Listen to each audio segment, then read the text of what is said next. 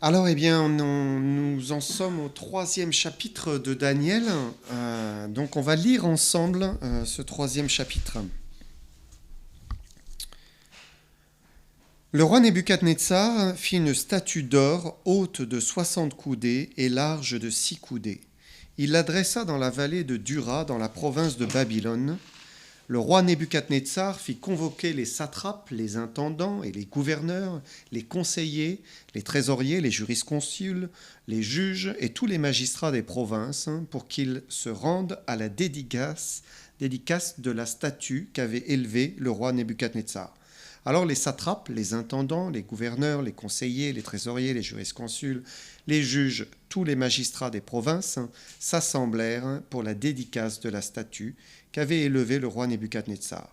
Ils se placèrent devant la statue qu'avait élevée le roi, et un héros cria à haute voix : « Voici ce qu'on vous ordonne, peuple, nation, hommes de toute langue. Au moment où vous entendrez le son de la trompette, du chalumeau, de la guitare, de la sambuc, du psalterion, de la cornemuse et de toutes sortes d'instruments de musique, vous vous prosternerez et vous adorerez la statue d'or qu'a élevée le roi Nebuchadnezzar. Quiconque ne se prosternera pas et ne l'adorera pas sera jeté à l'instant même au milieu d'une fournaise ardente. C'est pourquoi au moment où tous les peuples entendirent le son de la trompette, du chalumeau, de la guitare, de la sambuc, du psalterion et de toutes sortes d'instruments de musique, tous les peuples, les nations, les hommes de toutes langues se prosternèrent et adorèrent la statue d'or qu'avait élevée le roi Nebuchadnezzar. À cette occasion, et dans le même temps, quelques Chaldéens s'approchèrent et accusèrent les Juifs. Ils prirent la parole et dirent au roi Nebuchadnezzar : « Ô roi, vis éternellement. Tu as donné un ordre d'après lequel tous ceux qui entendraient le son de la trompette, du chalumeau, de la guitare, de la sambuc, du psalterion, de la cornemuse et de toutes sortes d'instruments devraient se prosterner et adorer la statue d'or. Et d'après lequel quiconque ne se prosternerait pas et ne l'adorerait pas serait jeté au milieu d'une fournaise ardente. Or, il y a des Juifs à qui tu as remis l'intendance de la province de Babylone, Shadrach, Meshach et Abednego, hommes qui ne tiennent aucun compte de toi, ô roi. Ils ne servent pas tes dieux, ils n'adorent point la statue d'or que tu as élevée. » Alors Nebuchadnezzar, irrité et furieux, donna l'ordre qu'on amène Shadrach, Meshach et Abednego, et ces hommes furent emmenés devant le roi. Nebuchadnezzar prit la parole et leur dit : « Est-ce de propos délibérés, Shadrach, Meshach et Abednego, que vous ne servez pas mes dieux et que vous n'adorez pas la statue d'or que j'ai élevée ? Maintenant, tenez-vous prêts, et au moment où vous entendrez le son de la trompette, du chalumeau, de la guitare, de la sambuc, du psalterion, de la cornemuse et de toutes sortes d'instruments, vous vous prosternerez et vous adorerez la statue que j'ai faite. Si vous ne l'adorez pas, vous serez jeté à l'instant même au milieu d'une fournaise ardente. Et quel est le Dieu qui vous délivrera de ma main ? » Shadrach, Meshach et Abednego répliquèrent au roi Nebuchadnezzar : « Nous n'avons pas besoin de te répondre là-dessus. Voici notre Dieu que nous servons peut nous délivrer de la fournaise ardente, et il nous délivrera de ta main, ô roi. Sinon, sache, ô roi, que nous ne servirons pas tes dieux, et que nous n'adorerons pas la statue d'or que tu as élevée. » Sur quoi Nebuchadnezzar fut rempli de fureur, et il changea de visage en tournant ses regards contre Shadrach, Meshach et Abednego. Il reprit la parole et ordonna de chauffer la fournaise 7 fois plus qu'il ne convenait de la chauffer. Puis il commanda à quelques-uns de ses plus vigoureux soldats de son armée de lier Shadrach, Meshach et Abednego et de les jeter dans la fournaise ardente. Ces hommes furent liés, vêtus de leurs caleçons, de leurs tuniques, de leurs manteaux et de leurs vêtements, jetés au milieu de la fournaise ardente. Comme l'ordre du roi était sévère et que la fournaise était extraordinairement chauffée, la flamme tua les hommes qui y avaient jeté Shadrach, Meshach et Abednego. Et ces 3 hommes, Shadrach, Meshach et Abednego, tombèrent liés au milieu de la fournaise ardente. Alors le roi Nebuchadnezzar fut effrayé et se leva précipitamment. Il prit la parole et dit à ses conseillers : « N'avons-nous pas jeté au milieu du feu 3 hommes liés ? » Ils répondirent au roi : « Certainement, ô roi. » Il reprit et dit : « Eh bien, je vois 4 hommes, sans lien, qui marchent au milieu du feu et qui n'ont point de mal.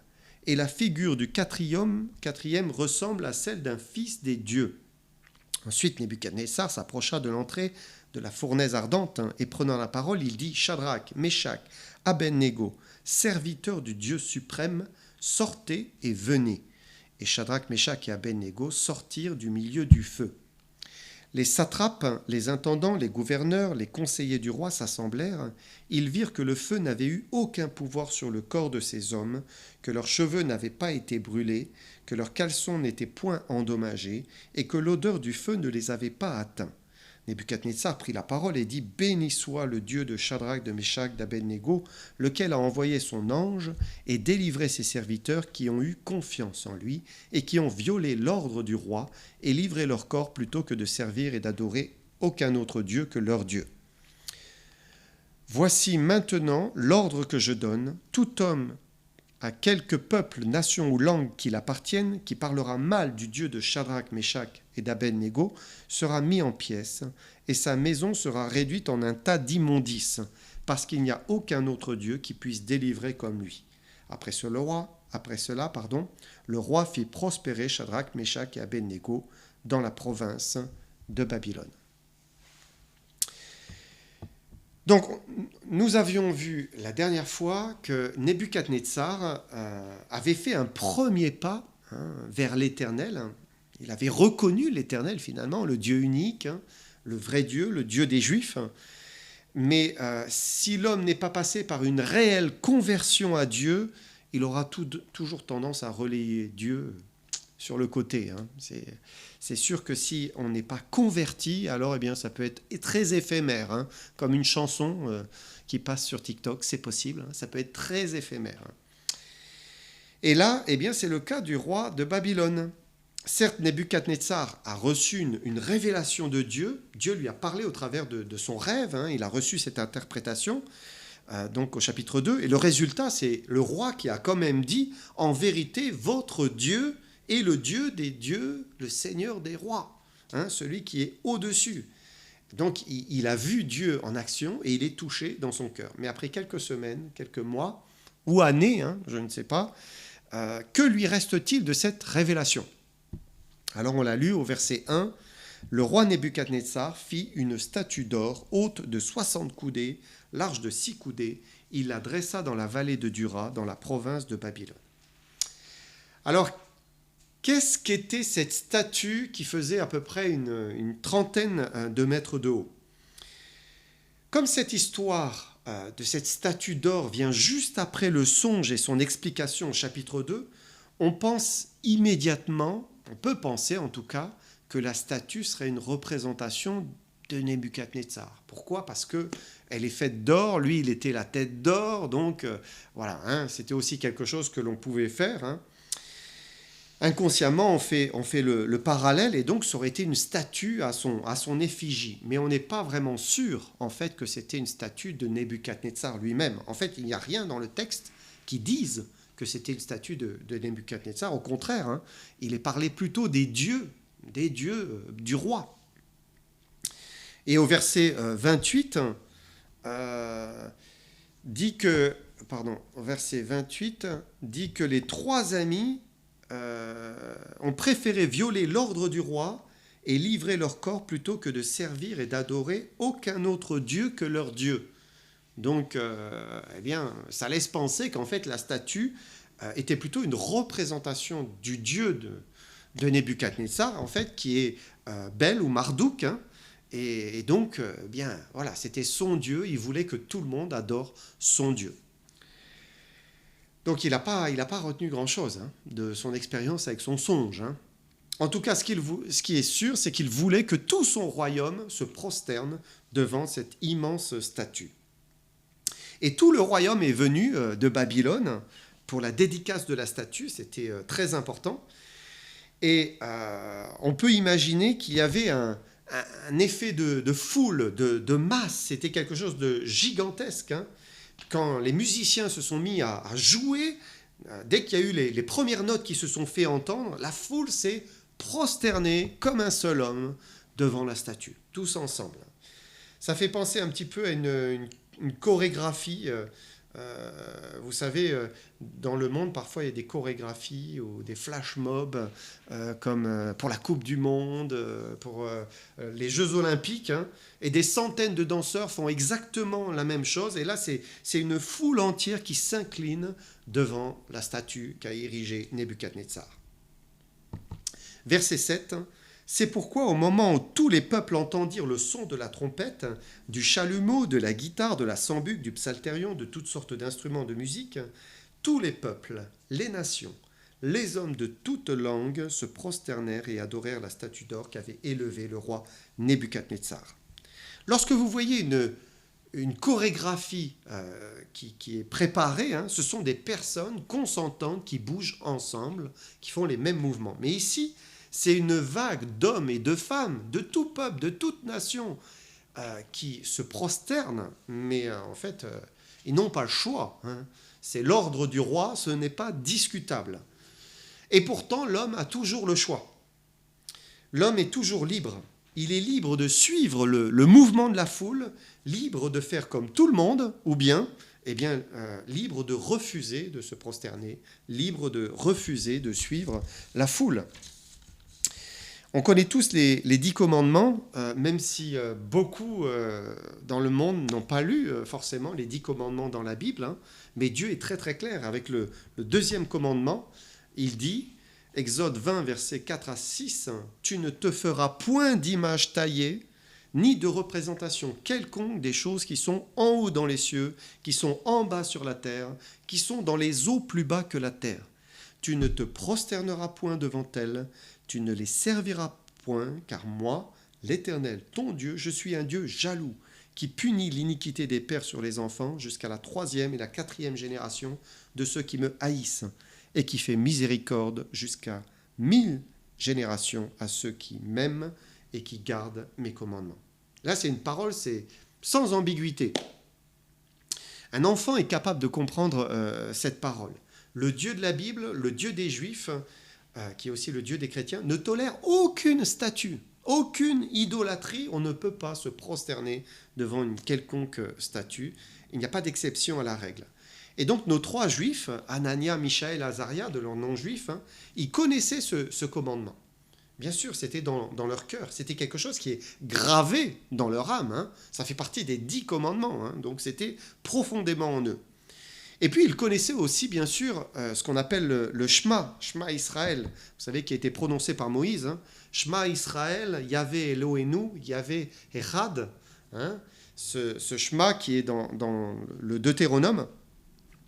Et ça, c'était une parole qui était ancrée aussi dans le cœur de ces Juifs. C'était gravé en eux, hein, ça signifie... Tac, voilà. Écoute Israël, l'Éternel notre Dieu est le seul éternel. L'Éternel notre Dieu est le seul éternel. Autrement dit, il n'y en a pas d'autre. Il n'y a pas d'autre Dieu, pas d'autre divinité, il n'y a qu'un seul Dieu, c'est l'Éternel, c'est le Dieu créateur. Et ce Dieu véritable ne veut pas que sa créature se prosterne devant quoi que ce soit d'autre que lui-même, en fait. Hein. C'est pourquoi, lorsque la foule a mis son front par terre devant la statue d'or, tous ensemble comme une vague humaine, à ce moment-là, 3 hommes sont restés debout, immobiles. Et ce n'est pas vraiment facile de faire le contraire de ce que tout le monde fait. Bien sûr, il y a parfois chez les hommes une capacité à être original, provocateur, par orgueil. Hein, on peut faire différemment de la foule. Hein. Mais ici, il était question d'être jeté dans la fournaise ardente si on ne se prosternait pas. Et donc là, dans ce cas-là, difficile de ne pas suivre la foule hein, par orgueil. Faire le malin par orgueil, ça ne servait à rien. Là. C'était quelque chose qui menait à la mort. Il y a quelques années, on voyait beaucoup de flash mobs. Je ne sais pas si on en fait encore, mais en tout cas, il y avait pas mal de vidéos qui nous montraient des chorégraphies improvisées ça pouvait être sur une grande place publique, ça pouvait être dans, je sais pas, une galerie marchande. Hein. Et c'était préparé, bien sûr, en amont, hein, mais quand vous voyez le film, vous avez l'impression que c'est le public, en fait, les gens qui sont en train de se promener, qui d'un seul coup se mettent à tous faire la même danse synchronisée. Je me rappelle, j'avais vu une fois une vidéo comme cela, c'était une grande flash mob, plusieurs centaines de personnes qui d'un seul coup se mettaient à faire les mêmes gestes, hein, et au milieu d'eux, il y avait un touriste perdu avec son appareil photo. Et mal à l'aise, pas savoir de quel côté aller, parce qu'il était vraiment au milieu. Donc il n'osait pas traverser tout le monde, il reculait, il avançait. Et c'est sûr que quand on est comme ça, au milieu d'une chorégraphie et qu'on fait tâche, on a envie de sortir, hein, on a envie de s'extraire. Hein. Pourquoi ? Parce que tous les regards se portent sur vous. Et là, eh bien, tous les regards se portaient sur Shadrach, Meshach et Abednego. Ils étaient le centre de l'attention. C'est toujours plus facile de suivre le mouvement, de suivre la foule, de se fondre, hein, de disparaître. Hein. Mais voilà, c'est le lot de ceux qui veulent plaire à Jésus-Christ. Dieu nous demande de le suivre, hein, et parfois, eh bien, ça implique d'être différent, justement, de la foule. Jésus a dit à ses disciples, « Et moi je prierai le Père, et il vous donnera un autre consolateur afin qu'il demeure éternellement avec vous, l'Esprit de vérité que le monde ne peut recevoir, parce qu'il ne le voit point et ne le connaît point. Mais vous, vous le connaissez, car il demeure avec vous, et il sera en vous. » Et là, ce verset dit que le monde ne peut pas recevoir l'Esprit de Dieu.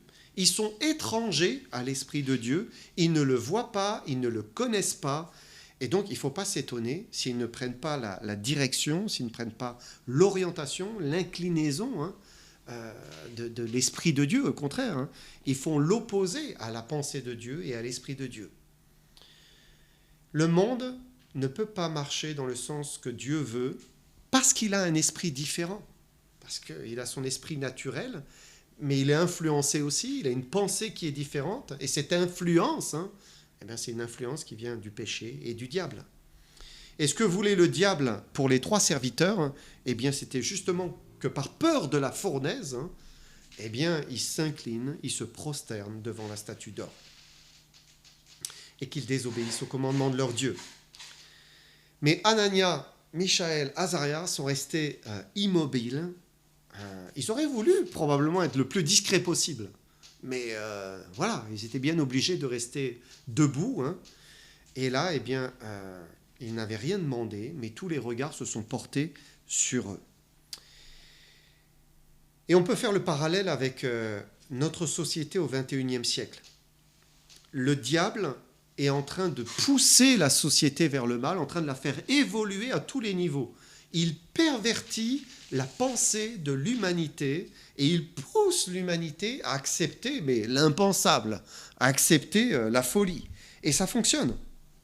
Beaucoup de lois passent petit à petit et s'opposent directement à ce que Dieu dit. Et l'influence de la Bible sur la société, eh bien, elle s'estompe petit à petit. Elle est comme gommée. Et la pensée de Dieu, elle devient marginale. C'est vraiment marginal. Alors le chrétien qui veut être fidèle, il sort de plus en plus du lot, forcément, s'il affiche sa foi. Hein, et ça devient difficile de se fondre dans la masse quand tout le monde se prosterne devant l'évolutionnisme, devant l'avortement, devant l'homosexualité, devant le changement de genre, etc., etc. Et tout le monde se prosterne, et vous, eh bien, vous restez immobile, debout, en disant « Mais non, je peux pas, non, je n'adhère pas. » Voilà. Et Jésus nous avait prévenus. Jésus a prié son Père. Regardez ce qu'il a dit. Jean 18, « Je leur ai donné ta parole, et le monde les a haïs, parce qu'ils ne sont pas du monde. Comme moi, je ne suis pas du monde. Je ne te prie pas de les ôter du monde, mais de les préserver du malin. Ils ne sont pas du monde, comme moi je ne suis pas du monde. » Et nous ne sommes pas du monde. Nous ne sommes pas du monde, et nous avons la parole de Dieu, la parole du Père, hein, qui nous guide. Et si on veut suivre cette parole, alors nécessairement, on sera toujours à contre-courant du monde. Hein. Et le monde nous haïra. Jésus dit, hein, le monde les hait, il hait les disciples. C'est pour cela aussi que Jésus a dit, Vous aurez des tribulations dans le monde, mais prenez courage, j'ai vaincu le monde. Et nos 3 amis, eh bien, sont passés par là, avant même que Christ ne vienne et s'incarne. Ils étaient dans un monde païen, mais ils voulaient être fidèles à Dieu. Leur monde de l'époque, c'était un monde idolâtre. Tous les hommes se prosternaient devant des statues, c'était tout à fait normal. Il n'y avait rien de choquant, rien de stupide. Mais par contre, croire dans un Dieu invisible, que l'on ne peut pas voir avec ses yeux, un Dieu créateur, un Dieu unique, alors ça, c'était original. Ça, c'était vraiment marcher à contre-courant. Alors quand les 3 silhouettes se sont démarquées dans le paysage de cette foule qui était prosternée, eh bien des gardes sont immédiatement venus saisir les 3 amis et se sont retrouvés devant Nebuchadnezzar. Nebuchadnezzar prit la parole et leur dit « Est-ce de propos délibérés, Shadrach, Meshach et Abednego, que vous ne serviez pas mes dieux et que vous n'adorez pas la statue d'or que j'ai élevée? Maintenant, tenez-vous prêts, et au moment où vous entendrez le son de la trompette, du chalumeau, de la guitare, de la sambuc, du psalterion, de la cornemuse et de toutes sortes d'instruments, vous vous prosternerez et vous adorerez la statue que j'ai faite. Si vous ne l'adorez pas, vous serez jetés à l'instant même au milieu d'une fournaise ardente. Et quel est le Dieu qui vous délivrera de ma main ?» Et ce qui est frappant chez l'homme, c'est qu'il est atteint d'une amnésie chronique. Alors certains ont une meilleure mémoire que d'autres, mais en ce qui concerne les choses de Dieu, l'homme, d'une manière générale, est atteint d'amnésie. Il y a une vraie amnésie. Et Nebuchadnezzar, il vient d'avoir juste quelques temps auparavant, quelques mois, quelques années, cette révélation du vrai Dieu, du Dieu vivant dans son songe, mais là, il ne s'en souvient plus. Il a complètement oublié la leçon, et l'homme a vraiment un problème de mémoire. C'est pour cela que Dieu nous dit de lire chaque semaine encore, d'écouter chaque semaine encore la même chose, parce que nous oublions. Nous oublions les bienfaits que Dieu nous prodigue. C'est incroyable comme nous pouvons oublier même des exaucements du passé. C'est pour cela qu'on chante, compte les bienfaits de Dieu, pour se rappeler. Il faut faire l'effort de se souvenir de sa fidélité. On oublie parfois les grâces qu'il nous a faites, on oublie la miséricorde. Toutes les fois où on a fait un faux pas, et sa bienveillance était là, nous a pris par le bras, nous a retenus de péché, de mal agir. On oublie les délivrances, sa bonté. On oublie parfois aussi même un châtiment. On oublie, la Bible dit, celui qui se souvient de la correction prend le chemin de la vie. Donc, se souvenir aussi par ce par quoi Dieu nous a fait passer. Et Nebuchadnezzar ne fait pas exception. Il a tout oublié. C'est à peine croyable. Et nous, le sachant, il faut que nous fassions l'effort de nous souvenir. Alors, cette histoire de la fournaise, c'est une histoire qui est très connue. C'est l'histoire de l'école du dimanche. On s'en souvient. On l'a écouté à l'école du dimanche si on est chrétien depuis l'enfance. Mais ce n'est pas tant l'histoire en elle-même qui est importante que la leçon de l'histoire. C'est ça qui est vraiment important. L'histoire, on peut s'en souvenir. On se souvient en gros de l'histoire. Mais par contre, les leçons sur les histoires de la Bible, on ne s'en souvient pas toujours. Ce n'est pas toujours très clair. Et ce sont les leçons que Dieu veut remettre devant nos yeux. Les leçons qui sont essentielles à la vie chrétienne et qu'on oublie facilement. Alors nous lisons versets 16 et 17, « Shadrach, Meshach et Abednego répliquèrent au roi Nebuchadnezzar, « Nous n'avons pas besoin de te répondre là-dessus. Voici notre Dieu que nous servons peut nous délivrer de la fournaise ardente, et il nous délivrera de ta main, ô roi. Sinon, sache, ô roi, que nous ne servirons pas tes dieux, et que nous n'adorerons pas la statue d'or que tu as élevée. » Pourquoi disent-ils « Nous n'avons pas besoin de te répondre là-dessus » La question du roi était « Quel est le Dieu qui vous délivrera de ma main ?» Et s'ils répondent qu'ils n'ont pas à lui répondre là-dessus, en fait, c'est qu'ils ne savent pas si Dieu va les délivrer. Aucun des 3 ne connaît l'avenir. Est-ce que Dieu a prévu qu'ils périssent là et que ce soit la fin pour eux, mais qu'ils soient recueillis dans la présence de l'Éternel ? Parfois, on croit savoir l'avenir, on se dit ça va se passer comme ça, comme ça, comme ça, comme ça. Mais qui peut savoir? Personne. Dieu a dit, mes pensées ne sont pas vos pensées, mes voix ne sont pas vos voix, dit l'Éternel. Autant les cieux sont élevés au-dessus de la terre, autant mes voix sont élevées au-dessus de vos voix, et mes pensées au-dessus de vos pensées. Et donc, on ne sait jamais ce que Dieu va faire. On présume, on imagine, on espère parfois, mais le dernier mot, c'est l'Éternel qui le prononce. Et Dieu fait ce qu'il veut. Néanmoins, ces 3 serviteurs vont dire, notre Dieu que nous servons peut nous délivrer de la fournaise, et il nous délivrera de ta main, ô roi. Et il est important d'être toujours positif dans nos épreuves. Dieu peut. C'est une première chose. La foi, elle est sûre que Dieu peut intervenir, et ils étaient tous les 3 convaincus que Dieu avait la puissance d'agir en leur faveur. Et cette confiance, cette foi, c'est une foi que l'on possède quand on est enfant de Dieu. Si on a goûté que Dieu est bon, si on le connaît, alors on croit dans sa toute-puissance. Dieu est grand, il peut faire l'impossible devant nos yeux, nous le croyons. Mais croire que Dieu peut le faire, eh bien ça ne suffit pas. Notre foi, elle doit aussi croire que Dieu va le faire. Ça c'est un cran supplémentaire. C'est pourquoi ils vont dire, il nous délivrera de ta main, ô roi. Et là, il y a un aspect de témérité, d'audace. Dieu peut, Dieu va le faire. Il s'avance avec hardiesse.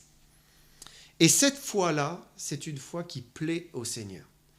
C'est une foi qui met Dieu devant l'impossible, en fait. C'était l'impossible. Qui peut échapper au roi de Babylone?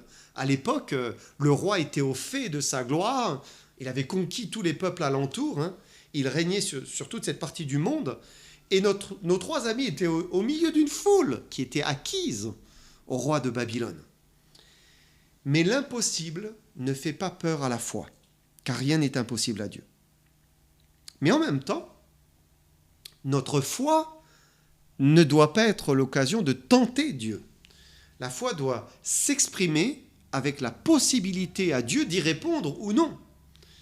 Je crois que Dieu peut, je crois que Dieu va le faire, mais s'il décide de ne pas le faire, eh bien ça ne changera rien à ma confiance, la confiance que j'ai en lui. Alors, eh bien, regardez, ils disent, sinon, sache, ô roi, que nous ne servirons pas tes dieux, que nous n'adorerons pas la statue d'or que tu as élevée. Et personne ne peut imposer à Dieu d'agir. Même si nous avons foi, on doit lui laisser le champ libre. Et ça arrive souvent que Dieu agisse, qu'il réponde, qu'il exauce, mais pas forcément comme nous l'espérions. Il est libre, il fait ce qu'il veut. Tout en sachant que Dieu honore souvent la foi. Quand elle se manifeste, il rémunère la foi que nous avons. Maintenant, si ce n'est pas sa volonté, si ça change quelque chose, eh bien, ça ne change pas nos devoirs. Nous avons des devoirs vis-à-vis de Dieu. Et on ne connaît pas la volonté de Dieu, mais on connaît nos devoirs. Et le devoir de ces 3 Juifs, eh bien, c'était d'obéir à Dieu, d'obéir au commandement de Dieu. Et donc de ne point se prosterner devant cette statue. Être fidèle, persévérant, travaillant de mieux en mieux à l'œuvre du Seigneur, comme dit la Bible. Même si ça nous coûte, même si on est à contre-courant. Alors que va-t-il se passer? Nebuchadnezzar est très en colère.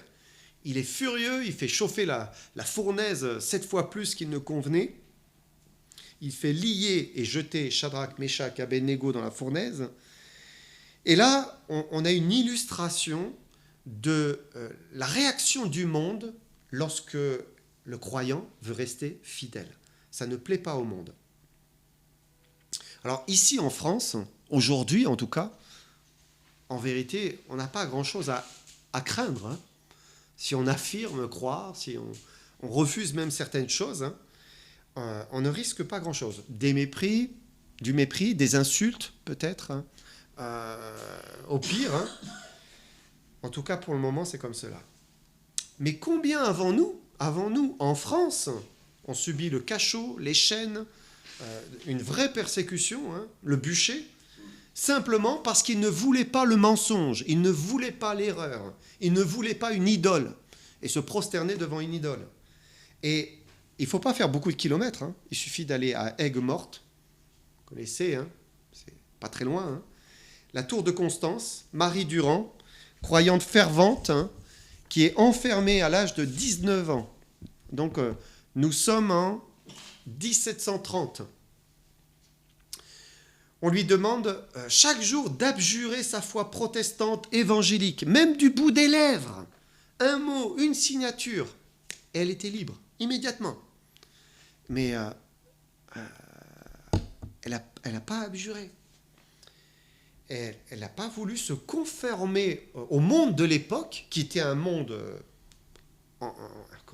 empreint du catholicisme et de l'idolâtrie catholique. Hein. Pour elle, abjurer sa foi, c'était renier le Seigneur qu'elle aimait. Alors, eh bien, elle a résisté. Elle a résisté, si bien qu'elle a même écrit cela, vous voyez, dans la pierre. Hein. Elle a gravé dans la pierre le mot « résister ». Et elle est sortie finalement 38 ans plus tard. 38 ans dans cette tour, hein, où il n'y avait pas de fenêtre, hein, c'était des meurtrières, vous savez, donc les vents passaient là, c'était quelque chose qui était horrible. Et c'est un exemple parmi tant d'autres, hein, mais ça nous encourage à être fidèles et à accepter des souffrances qui sont minimes à côté de ce que d'autres eh bien, endurent même encore aujourd'hui. Donc nos 3 hommes sont liés et ils sont jetés vivants dans le feu. Et le feu est si brûlant que même les soldats qui les jettent en meurent. Hein. Et là, coup de théâtre, versets 25 et 26. Alors le roi Nebuchadnezzar fut effrayé, se leva précipitamment. Il prit la parole et dit à ses conseillers, « N'avons-nous pas jeté au milieu du feu 3 hommes liés ?» Ils répondirent, « Certainement, roi. » Il reprit et dit, « Eh bien, je vois 4 hommes sans lien, qui marchent au milieu du feu et qui n'ont point de mal, et la figure du 4e ressemble à celle d'un fils des dieux. » Et c'est là que l'on voit que le pouvoir de Dieu n'a pas de limite. Il fait vraiment ce qu'il veut, et là c'est vraiment un miracle, hein, puisqu'il va venir contrarier les lois de la physique, parce que c'est ça un miracle, hein. C'est Dieu qui contrarie les lois qu'il a établies lui-même. Et les 3 hommes, eh bien, sont jetés dans les flammes, mais protégés par les flammes, comme s'ils sont inifugés. Hein. Et cette fournaise, eh bien, elle représente l'épreuve. Une fournaise, c'est quelque chose qui fait souffrir. C'est quelque chose dont on veut s'extirper. C'est quelque chose que l'on craint. Mais la fournaise, c'est là aussi où la Bible dit que l'on affine l'or. Et il est certain que Dieu se sert des feux, des fournaises, des épreuves, pour nous purifier, pour nous sanctifier. Et c'est dans la fournaise, dans le feu, que les impuretés sont consumées, qu'elles disparaissent. C'est dans la fournaise que, comme un métal qui devient malléable, hein, eh bien nous devenons malléables, hein, parce que nous sommes travaillés, épurés. Et ce qui est merveilleux, c'est que eh bien, ce passage nous montre aussi que c'est dans la fournaise que nous ne sommes pas seuls, en tant que croyants, que nous ne sommes pas seuls. Dieu le dit à maintes reprises dans les Écritures, « Ne crains rien, car je suis avec toi. » Et ce 4e homme, qui a un visage lumineux, un visage divin, ce qui fait dire au roi, mais c'est la figure d'un fils des dieux. C'est bien sûr Jésus-Christ, hein, c'est Emmanuel, Dieu avec nous. Dans le psaume 50, verset 15, nous lisons « Invoque-moi au jour de la détresse, je te délivrerai et tu me glorifieras. » Et Dieu peut délivrer quiconque l'invoque au sein de sa fournaise. Hein. On m'a raconté l'histoire d'une sœur qui a été délivrée à 2 reprises, de manière incroyable. Hein. D'abord, un mari qui était violent. Donc, elle a subi toutes sortes de violences. Il est mort soudainement. Et très peu de temps après, un autre homme qui connaissait le mari décédé s'est mis à vouloir avoir cette femme. Et à l'embêter vraiment. Hein. Et à son travail, une palette est tombée sur lui, mort. Et on se dit, mais c'est incroyable, hein, mais c'est une histoire vraie. Hein. Et Dieu peut délivrer, et Dieu délivre. Il est le même, hein. Il peut encore délivrer d'une manière extraordinaire, hein, inattendue. Et ce passage nous montre qu'il est avec son enfant dans la fournaise. Il ne nous laisse pas, il ne nous abandonne pas dans l'épreuve. Et peut-être que nous ne le voyons pas tout de suite, hein, mais là, dans la fournaise, ces enfants sont délivrés de leurs liens. Parce qu'il va regarder le roi, il va voir, mais ils n'ont plus de liens. Hein. Il n'y a que les liens qui semblent avoir consumé. Les vêtements ne sont pas consumés, mais les liens, eux. Et finalement, eh bien, c'est dans l'obéissance, dans la dépendance, dans l'acceptation, finalement, de Dieu, ce que permet dans nos vies, hein, les choses qui sont douloureuses, hein, eh bien, c'est là aussi où on peut trouver la vraie liberté. On est libéré des liens. Au-delà du feu, il y a la liberté. Alors, Nebuchadnezzar va dire « Shadrach, Meshach, Abednego, serviteurs du Dieu suprême, sortez et venez. » Quand il dit Dieu suprême, littéralement, c'est le Dieu très haut. C'est le Dieu qui est tout en haut, qui est au-dessus hein, de tous. Hein, il n'y a personne d'autre au-dessus de lui. Et donc, on peut dire que là, c'est la deuxième fois que Dieu s'adresse à Nebuchadnezzar. Deuxième fois qu'il lui donne une nouvelle révélation de sa personne, qui lui permet d'assister à un miracle. Hein. Qu'est-ce qu'il va faire ? Est-ce qu'il va être encore saisi d'amnésie ? Pour nous, eh bien, efforçons-nous de ne pas oublier ce que Dieu fait hein, pour nous. Alors, verset 23, « Ils virent que le feu n'avait eu aucun pouvoir sur le corps. Ils virent que le feu n'avait eu aucun pouvoir sur le corps de ces hommes, que leurs cheveux n'avaient pas été brûlés, que leurs caleçons n'étaient point endommagés, et que l'odeur du feu ne les avait pas atteints. » C'est quand même fort, hein ? Ça signifie que Dieu peut préserver complètement ses enfants des conséquences et des effets néfastes de l'épreuve, du feu. Et on peut avoir le sentiment que plus rien ne sera comme auparavant. Mais en fait, c'est faux. Dieu peut restaurer, Dieu peut préserver ceux qui se confient en lui. Le feu n'eut aucun pouvoir sur eux. Et il peut y avoir le feu de la maladie, le feu de la séparation, le feu du divorce, le feu du deuil, le feu de la pauvreté, le feu de la solitude, le feu du chômage, de l'incompréhension, de la persécution, ou bien d'autres feux, hein, de la maladie, je l'ai dit.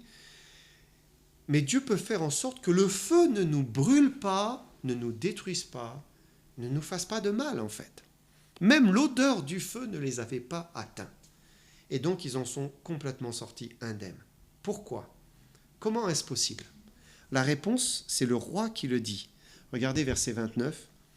Nebuchadnezzar prit la parole et dit « Béni soit le Dieu de Shadrach, Meshach et Abednego, lequel a envoyé son ange et délivré ses serviteurs qui ont eu confiance en lui et qui ont violé l'ordre du roi et livré leur corps plutôt que de servir et d'adorer aucun autre Dieu que leur Dieu.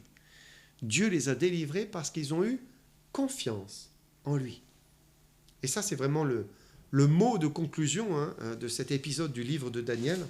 Ils lui firent confiance. Tout est là. C'est la confiance, c'est la foi, hein, de nouveau.